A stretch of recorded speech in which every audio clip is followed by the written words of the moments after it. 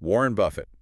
He's actually stepping down as CEO of Berkshire Hathaway. Yeah, 94 years old and leaving by the end of 2025. It really is the end of an era, isn't it? Totally. I mean, he's been leading that company since, what, 1965? That's right.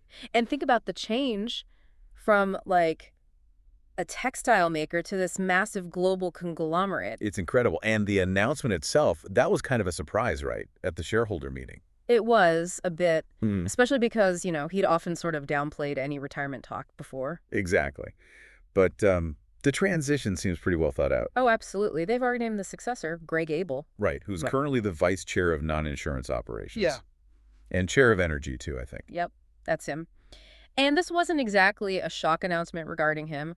People have sort of expected Abel might be the guy since maybe 2021. Yeah, that name's been circulating for a while. Uh, And Buffett's quote was pretty telling. Extremely clear. He said something like, I think the time has arrived where Greg should become the chief executive officer at year end. Doesn't get much clearer than that. Yeah. So, Greg Abel, people know the name, maybe, but who is he?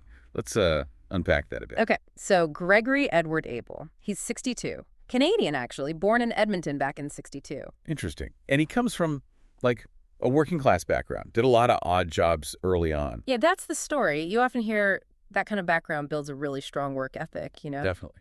Then he went to university, Tell us. Alberta, graduated in '84. That's right, University of Alberta. Then started his career, where many finance folks do, PricewaterhouseCoopers. Okay, PwC.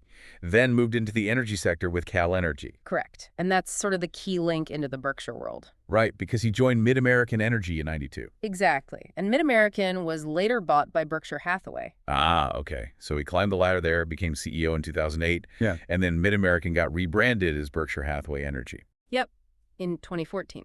Then the big step, January 2018, he becomes vice chairman for all the non-insurance stuff at the main Berkshire company. And joined the board, too. So he's been really embedded at the top level for, what, 6, 7 years now? At least. And that shows, a long time proving himself, learning all the different parts of Berkshire. Which is incredibly diverse. So what are his key traits? What do people say about him?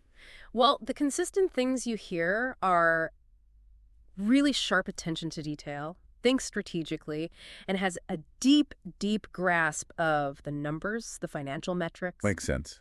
You'd have to for that job. Definitely. Colleagues describe him as super engaged, someone who really digs into the businesses he oversees. Not necessarily a huge public profile like Buffett, though. No, much lower key. But behind the scenes, his role in deciding where Berkshire puts its money, those big capital allocation decisions, that's been growing steadily.